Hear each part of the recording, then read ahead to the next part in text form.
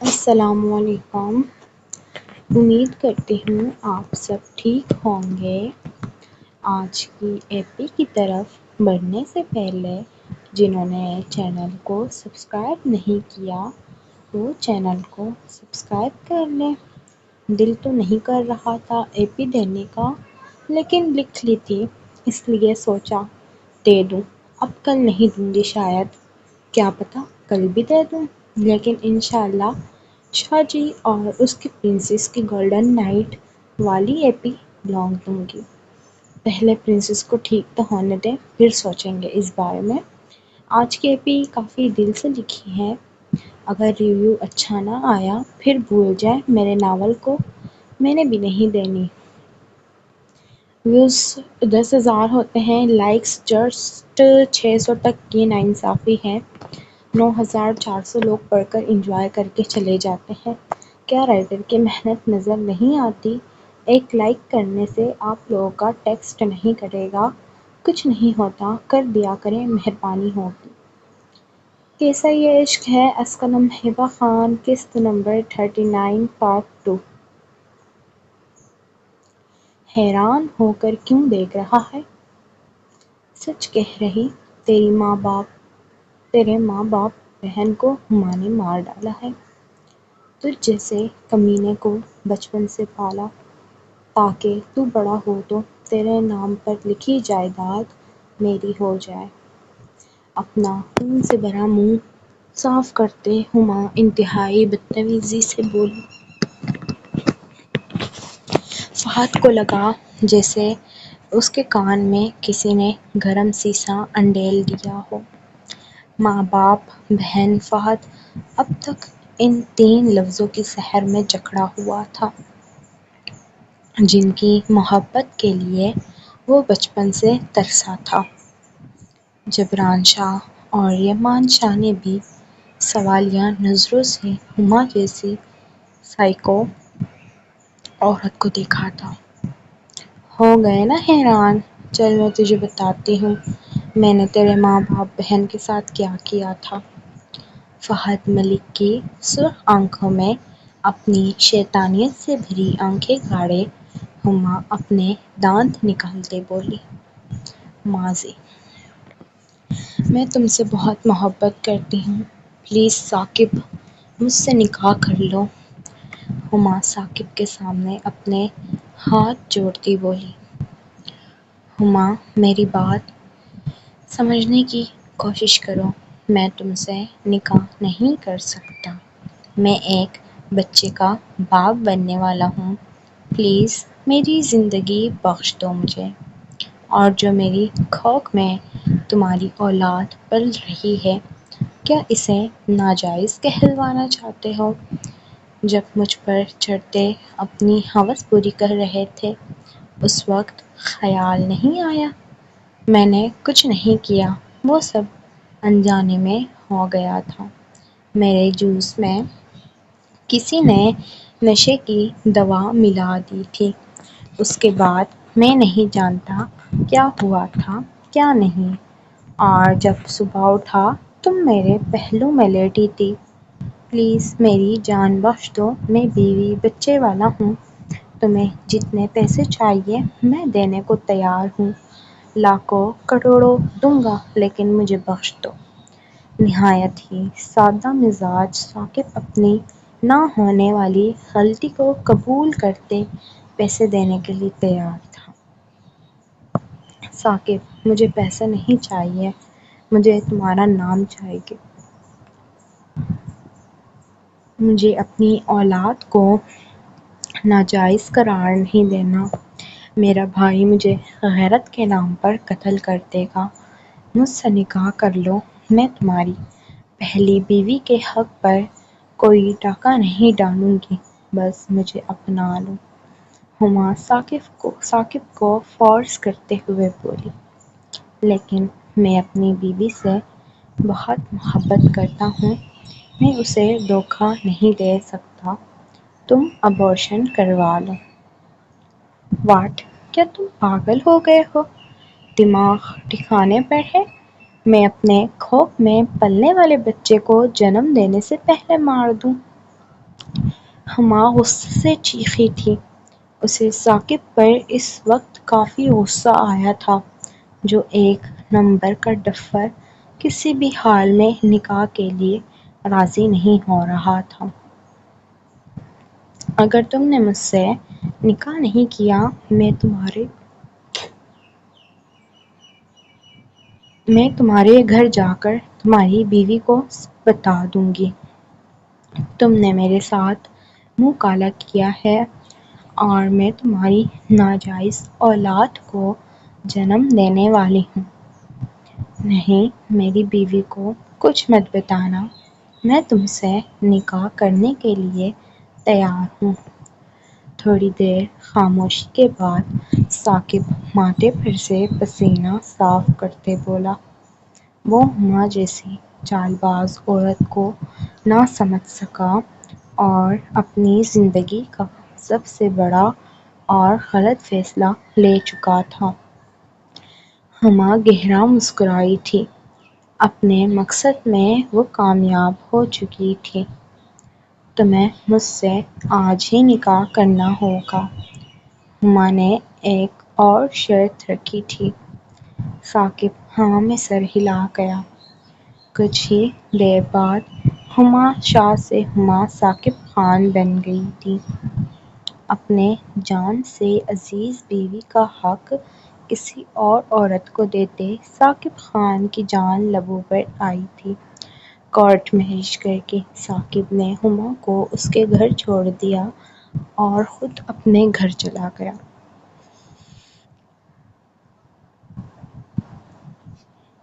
وہ اس دن کو کوس رہا تھا جب اس کی ملاقات ہما سے ہوٹل روم میں ہوئی تھی۔ بیچارہ سادہ سیدھا پٹھان ہما کی چال میں بے حد آسانی سے پھنس چکا تھا۔ تھوڑی دیر بعد خود کو ریلیکس کرنے کے بعد ثاقب خان گھر آتے اپنی بیوی کو پکارنے لگا۔ تارا، کہاں ہو میری جان؟ جی خان، راہ لم صبر کا۔ جی خان، آتی ہوں، صبر کرو۔ تارا اپنی خوبصورت پٹھانی آواز میں ثاقب خان کو جواب دیتے بولی، جس پر وہ کھل کر مسکرایا تھا۔ 2 منٹ بعد تارا ہاتھ میں پانی کا گلاس تھامے کچن سے باہر آئی۔ السلام علیکم خان۔ تارا نے سلام کرتے اسے پانی کا گلاس پکڑوایا۔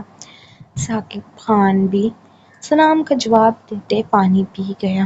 یہ تو روز کا معمول تھا۔ جب بھی ثاقب خان کارخانے سے آتا تھا، تارا ہمیشہ پانی کھانا سامنے حاضر کر دیتی تھی۔ تارا نیچے کو جھکتے ثاقب خان کے پاؤں میں مکیر مہنگے جوتے اتارنے لگی۔ اٹھو بیگم، تمہاری طبیعت ٹھیک نہیں ہے، میں خود اتار لوں گا۔ ثاقب خان نے اسے بازو سے تھامے اپنے ساتھ بٹھایا۔ خان، میں ٹھیک ہوں اور ڈاکٹر نے کہا ہے زیادہ سے زیادہ میں اٹھوں بیٹھوں تاکہ ڈیلیوری نارمل ہو۔ اپنا سر ثاقب خان کے کندھے پر رکھتے وہ مسکراتی بولی، انشاءاللہ اللہ سب بہتر کرے گا۔ کیا لگتا ہے تمہیں لڑکا ہوگا یا لڑکی؟ ثاقب اپنے دماغ سے سارے ٹینشن کو دور کرتے بولا، خان، اللہ کرے میرا بیٹا ہو، بالکل تمہارے جیسا۔ تارا اپنے پیٹ پر ہاتھ پھیرتے بولی، اس کے ڈیلیوری کو کچھ ہی دن تھے۔ بیٹا ہوا تو فہد نام رکھیں گے، بیٹی ہوئی تو مل کر سوچیں گے۔ تارا کے ماتھے پر لب رکھتے ثاقب گمبھیر لہجے میں بولا۔ ایسے ہی دن گزرتے گئے۔ ایک ہفتہ گزر گیا تھا۔ ہما مسلسل ثاقب کو کالز کرکے اسے لے جانے کا بول رہی تھی۔ آخر کار روز کے فون وغیرہ سے تنگ آتے ثاقب ہما کو گھر لے آیا۔ تارا لاؤنج میں بیٹھی اس کا انتظار کر رہی تھی۔ جب ثاقب ہما کا ہاتھ تھامے گھر کے اندر داخل ہوا۔ تارا اپنی جگہ اسٹل ہوئی تھی، آنکھیں خطرناک حد تک پھیلی تھیں۔ خان، یہ کون ہے؟ تارا ہما کو دیکھتے بولی، جو سرخ دلہنوں والے لباس میں اس کے سامنے موجود تھی۔ یہ کیا بتائیں گے؟ میں بتاتی ہوں، میں تمہارے شوہر کی ہونے والے بچے کی ماں ہوں۔ ہما مکرو مسکراہٹ تارا کو پاس کرتے بولی، کیا؟ تارا کے قدم لڑکھڑائے تھے، اسے لگا وہ زمین بوس ہو جائے گی۔ تارا، میری بات سنو۔ ثاقب کا دل کیا ہما کا منہ نوچ لے، جو اپنے بھائی سے بدزبانی کر کے اس کے ساتھ رخصت ہو کر آ گئی تھی۔ خان، تم مجھ سے بے وفائی کر گیا، میں تو تمہاری محبت تھی۔ تارا کے منہ سے ایک چیخ نکلی تھی، درد کے باعث وہ تڑپتی زمین پر بیٹھی تھی۔ ثاقب جلدی سے اس کے قریب جاتا، اسے بازو میں اٹھائے ہاسپٹل کی طرف روانہ ہوا، اور ہما مسکراتی ثاقب کا پورا گھر دیکھنے لگی۔ ثاقب کب سے پریشانی سے ہاسپٹل میں ٹہل رہا تھا۔ اس نے اپنی جان سے عزیز بیوی کے ساتھ بے وفائی کی تھی۔ جتنی تکلیف اسے یہ سوچتے ہو رہی تھی، شاید ہی کبھی ہوئی ہو۔ تھوڑی دیر بعد نرس ایک پیارا سا بچہ چادر میں لپٹائے باہر نکلی، جو رو رہا تھا۔ مبارک ہو، آپ کا بیٹا ہوا ہے، نرس خوشخبری دیتے بولی۔ ثاقب کے چہرے پر خوشی کی ایک رمق جھلکی تھی۔ نرس کے گود سے بچہ لیتے وہ محبت سے اس کا پورا چہرہ چومنے لگا، اور فہد بھی باپ کی آغوش میں آتے بالکل خاموش ہو گیا تھا۔ میری بیوی کیسی ہے؟ ثاقب کو تارا کا خیال آیا۔ آپ کی وائف بھی بالکل ٹھیک ہے، کچھ دیر میں ہم انہیں ڈسچارج کر دیں گے، آپ انہیں گھر لے کر جا سکتے ہیں۔ شکر الحمدللہ، ثاقب دل میں اللہ کا شکر ادا کرتے بچہ نرس کو پکڑاتے بل پے کرنے چلا گیا۔ 2 گھنٹے بعد ثاقب تارا اور اپنے بچے کو لیتے گھر آ گیا تھا۔ تارا ایک بار بھی ثاقب سے ہم کلام نہیں ہوئی تھی، اپنے خان کی بے وفائی پر بس آنکھوں سے آنسو بہائے جا رہی تھی۔ تارا، مجھے معاف کر دو، اس عورت نے مجھ سے زبردستی نکاح کیا ہے، مجھے نہیں پتا کیسے اس کی کوکھ میں میرا بچہ پل رہا ہے، میں نے اس کے ساتھ کچھ غلط نہیں کیا۔ ثاقب اس کے دونوں ہاتھوں کو اپنے مضبوط ہاتھوں میں تھامے اپنا یقین دلانے لگا۔ خان، جو بھی تھا، آپ مجھے بتا دیتے، بے وفائی نہیں کرتے، میں اپنے بچے کو لے کر امی کے گھر چلی جاؤں گی، تم جاؤ یہاں سے، تمہیں دیکھ دیکھ کر میرا دل مرنے کو کرتا ہے، میرے سر پر سوتن لا کر بٹھا دی، تمہیں شرم نہیں آئی خان؟ اس سے پہلے ثاقب کچھ کہتا، فہد دہاڑے مار مار کر رونے لگا، اور تارا اسے اپنی گود میں اٹھاتے فیڈ کروانے لگی۔ ثاقب اپنے خالی ہاتھوں کو دیکھتے سست قدموں کے ساتھ دوسرے کمرے میں گیا، جہاں ہما نائٹی پہنے اس کا انتظار کر رہی تھی۔ آ گیا میرا خان، منہ کیوں بنایا ہوا ہے؟ کچھ نہیں ہوتا، ٹھیک ہو جائے گی تیری بیوی، پہلے میرا منہ ٹھیک ہے۔ ہما لمبے لمبے قدم بھرتی ثاقب کے بے حد قریب آئی تھی، اتنا کہ اگر وہ مزید تھوڑا آگے ہوتی، اس کے لب ثاقب کے لبوں سے ٹکراتے۔ ثاقب کو اس کا لہجہ کھٹکا تھا۔ چل میرے راجا، آجا بیڈ پر تجھے جنت دکھاؤں، ہما نہایت ہی گندے لہجے میں کہتی ثاقب کو بیڈ پر گراتی خود اس کے اوپر آئی تھی۔ چھوڑو مجھے گھٹیا عورت، ثاقب چلاتے اٹھنے کی کوشش کرنے لگا، جو ناممکن تھا کیونکہ ماں اس کے پیٹ پر بیٹھی اپنی آنکھ بجھا رہی تھی۔ مزاحمتیں کرتا ثاقب اٹھنے کی کوشش کرنے لگا، لیکن ہما اپنا سارا وزن اس پر ڈالے بیٹھی ہوئی تھی۔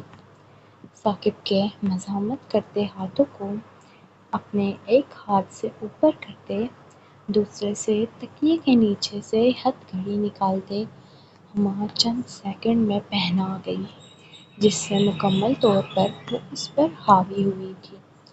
کمینی غلیظ عورت، چھوڑ مجھے، میری خوشیاں برباد کر کے سکون نہیں ملا۔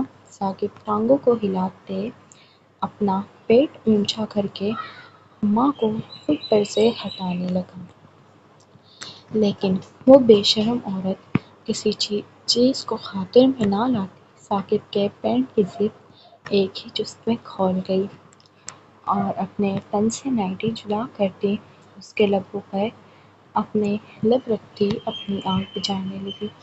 اس کی پنڈلیوں پر بیٹھتے نہایت ہی بے باک طریقے سے اس کی روح میں سمائی تھی، اور ثاقب کی آنکھیں پھٹی کی پھٹی رہ گئی تھی۔ ایک عورت سے وہ اس قدر گھٹیا قسم کی حرکت کی امید نہیں کر سکتا تھا۔ اتنا تو وہ ثاقب جان گیا تھا، وہ پہلا مرد نہیں ہے جس کے قریب ہما آئی تھی۔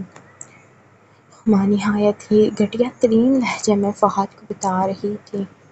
فہد کو لگا ابھی زمین پھٹ جائے اور وہ اس میں دھنس جائے۔ مطلب پورے 32 سال وہ جس گھٹیا عورت کو اپنی ماں سمجھتا رہا، وہ تو اس کے پاک دامن والی ماں کے ناخن کے برابر بھی نہیں تھی۔ جبران اور یہ ماں چھا کا بھی کچھ ایسا ہی حال تھا۔ دونوں شوق کی کیفیت میں ہما کے الفاظ سن رہے تھے۔ اور پھر پتہ ہے میں نے تیری ماں کو کیسے مارا؟ فہد کے سرخ چہرے کو دیکھتے بولی۔ فہد کے قدم لڑکھڑائے تھے، وہ دیوار کا سہارا لیتے زمین پر بیٹھا تھا۔ مزید اگر اپنے پیروں پر کھڑا رہتا تو گر جاتا۔ اور پھر تیری ماں جس دن اپنی ماں کے گھر تجھے لے کر جا رہی تھی تیرے باپ کو چھوڑ کر، اور پھر پتہ ہے میں نے کیا کیا؟ اپنے آدمیوں سے کہہ کر تیری ماں کو پکڑوا کر ہیرا منڈی پر بھیج دیا، جس کے مجھے کروڑوں روپے ملے تھے، کیونکہ تیری ماں دکھنے میں کافی سندر تھی۔ اور میرے بندے تجھے اٹھا کر گھر کی دہلیز پر چھوڑ گئے۔ جب تیرے باپ کو پتہ لگا تیری ماں غائب ہو گئی ہے، وہ پاگلوں کی طرح اسے 3 مہینے سے ڈھونڈ رہا تھا، اور پھر اسے وہ ملی ہی نہیں۔ اسے تو میں بیچ آئی تھی۔ پاگلوں کی طرح ہنستی ہما اپنے کرتوت بیان کر رہی تھی، جسے جبران شاہ اپنے موبائل میں ریکارڈ کر رہا تھا۔ تجھے تو میں اس لیے نہیں مارا کیونکہ تیرے اس غلیظ باپ نے ساری جائیداد تیرے نام لکھ دی تھی، اور پھر میں نے ایک دن تیرے باپ کو زہر دے کر مار ڈالا۔ وہ سالہ کمینہ پورا دن تیری ماں کے غم میں رہتا تھا، میرے تو منہ بھی نہیں لگاتا تھا، میں نے اسے بھی مار دیا، اور پھر میں تجھے لے کر اپنے بھائی کے گھر آئی۔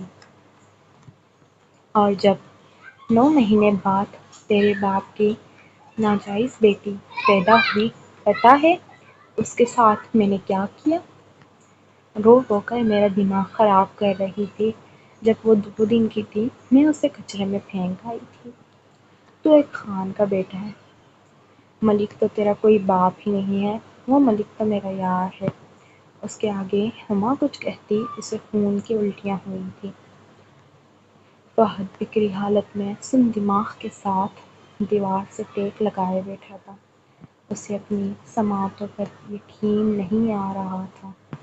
جو کچھ وہ سن چکا تھا اسے لگا یہ سب خواب ہے۔ میرے ماں باپ کو مار ڈالا، غلیظ عورت۔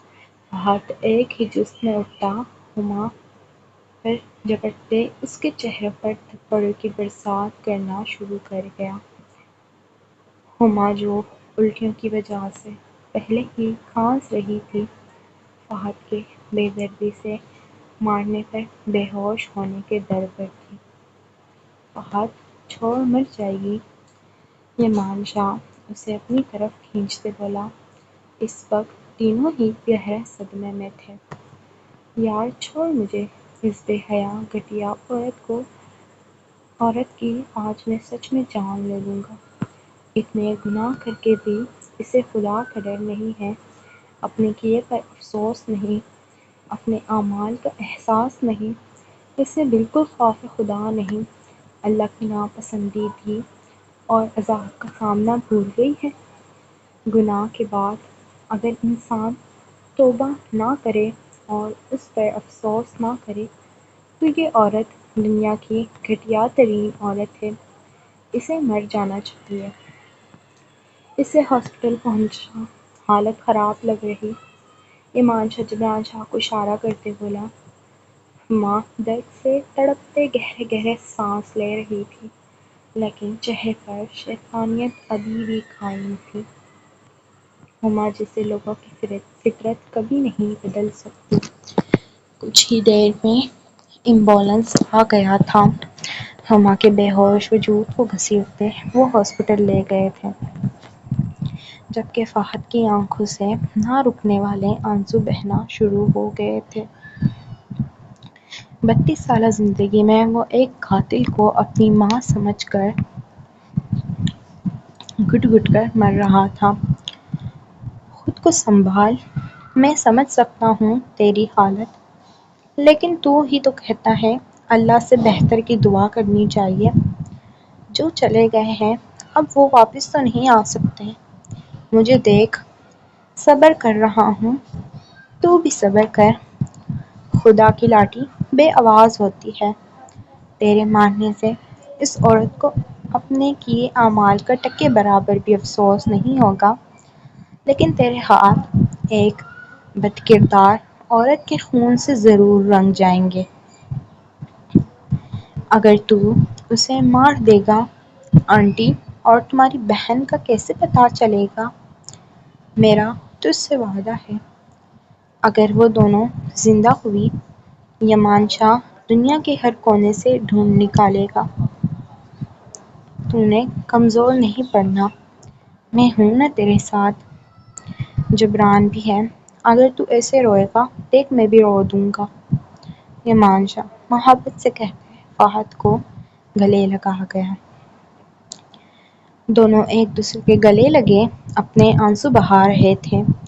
زندگی نے دونوں کو ایک ایسے موڑ پر کھڑا کر دیا تھا جہاں کوئی بھی شخص خود کو سنبھال نہ پاتا۔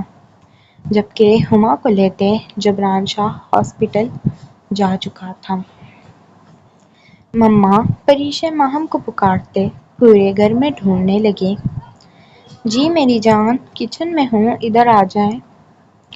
ماہم اور میرل دونوں کچن میں کھڑی رانیہ کے لیے سوپ بنا رہی تھیں اور ساتھ ساتھ ماہم خود کے ساتھ گزرا واقعہ سنا رہی تھی۔ مما پری بور ہو رہی ہے، اس کے ساتھ کوئی کھیلنے والا نہیں۔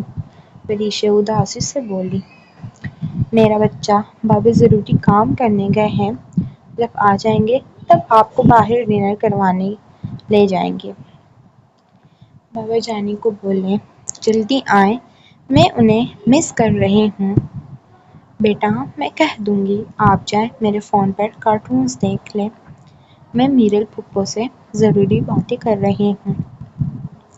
اوکے ماما۔ پریشے خوشی سے روم میں بھاگی تھی، جبکہ ماہم میرل کی طرف متوجہ ہوئی تھی۔ تینوں کب سے باہر گئے ہیں، اب تک نہیں آئے؟ میرو تم کال کر کے پوچھو ذرا فہد سے، میں رانیہ کو سوپ پلا دیتی ہوں۔ ماہم کٹورے میں سوپ نکالتے بولی۔ اچھا میں کرتی ہوں، تم سوپ پلا آؤ۔ میں بھی کال کرنے کے غرض سے میرل بھی کال کرنے کے غرض سے اپنے کمرے میں چلی گئی تھی۔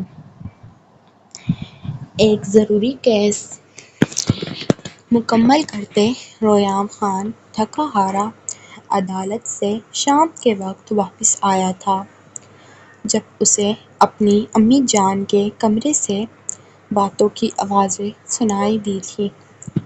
ریام خان نے تعجب سے روم کو دیکھتے اپنے قدم بڑھائے تھے۔ آنٹی، میں گنہگار ہوں۔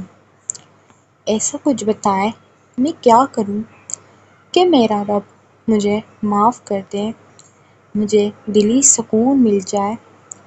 اریبہ تڑپتے ہوئے بولی، بیٹی تم نے کیا گناہ کیے ہیں؟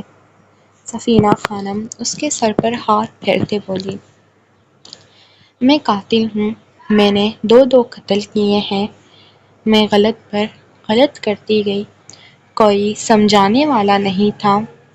بچپن سے بابا پالتے آ رہے تھے، اپنے کام میں ہر وقت مصروف ہوتے تھے، کبھی گھر بھی ہوتے تو مجھ سے بات نہیں کرتے تھے۔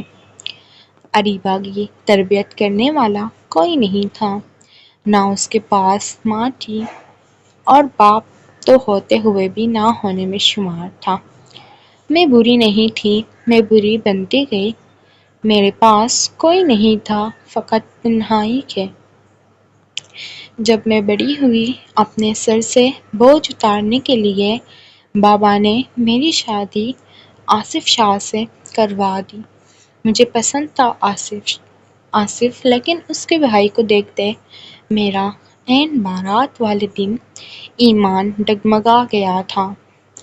میرا شوہر جسے مجھ سے محبت تھی، جس کی ناقدری میں نے نامحرم کی محبت میں کی تھی، دیور جیسے پاک رشتے کو میں نے غلط نیت سے سوچا تھا اور میں گناہ پر گناہ کرتی گئی۔ مجھے اپنے مفاد کے لیے جو اچھا لگا میں کرتی گئی۔ خدا نے مجھے ایسا گھر عطا کیا تھا جہاں ہر ایک شخص میرا اپنا تھا، لیکن اس وقت اریبہ کو کسی کی ضرورت نہیں تھی، وہ بدل گئی تھی۔ اس معصوم اریبہ کے ذہن پر شیطان سوار ہو گیا تھا، جو ہمیشہ اسے غلط راستہ دکھاتا تھا اور وہ اس کے نقش قدم پر چلنے لگ جاتی تھی۔ میں اپنے ایمان مذہب سے بھٹک چکی تھی۔ الحمدللہ حافظ قرآن ہوں، لیکن دنیا میں اتنا مگن ہو گئی تھی کہ اپنے خدا کو بھول بیٹھی تھی۔ اپنی کوکھ سے پیدا ہونے والی اولاد جو 9 ماہ میرے وجود کا حصہ رہی تھی، اسے پیدا کرتے ہی میں نے دوسروں کے رحم و کرم پر چھوڑ دیا۔ اریبہ ایک لمبی ہچکی لیتی اپنی داستان بیان کر رہی تھی۔ پھر اپنی بیٹی کے بڑے ہوتے میں نے ایسا کھیل کھیلا جس میں نہ میں نے اپنا نفع نقصان نہیں دیکھا، بس جو ٹھیک لگا وہ کرتی گئی۔ ایک پاک دامن مرد پر ریپ کا الزام لگاتی میں اس کی عزت پامال کرنے کی کوشش میں تھی۔ بدلے میں حاصل کیا ہوا؟ محبت کرنے والے شوہر کو مار چکی تھی۔ میرے اس قدر گھٹیا چال کو سمجھتے وہ ہارٹ اٹیک کی وجہ سے اس دنیا سے آنکھیں موند چکا تھا۔ جس کے لیے سب کچھ کیا، اسے میں نے پا لیا تھا، پا کر بھی میں نے اسے نہ پایا تھا۔ دنیاوی زندگی میں گم میں کھیلتی گئی، لوگوں کے دلوں کے ساتھ کھیلتی گئی۔ اریبہ کی تربیت کرنے والا کوئی نہیں تھا، اسے سمجھانے والا کوئی نہیں تھا، کوئی مجھ سے سیدھے منہ تک بات نہیں کرتا تھا۔ پھر میں اپنے دوسرے شوہر کو اس کی من پسند بیوی کے ساتھ دیکھتے اس قدر نفرت کا شکار ہو چکی تھی، میں نے اس کے کوکھ میں جنم لینے والے بچوں پر وار کرتے انہیں مارنے کی کوشش کی تھی۔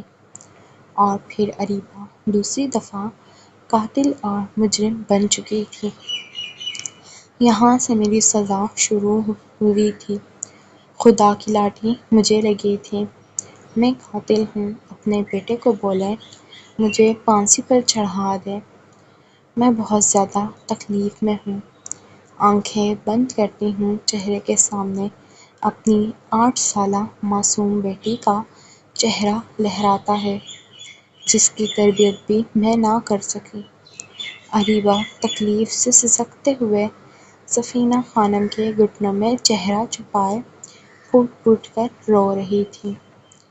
ریحام خان جو دروازے پر کھڑا سب سن چکا تھا، اس کے حواس جھنجھلائے تھے۔ اپنے شرٹ کے اوپری 2 بٹن کھولتے اس نے گہری سانس فضا میں سپرد کی تھی۔ بنا سفینہ خانم سے ملے وہ اپنے کمرے کی طرف جا چکا تھا۔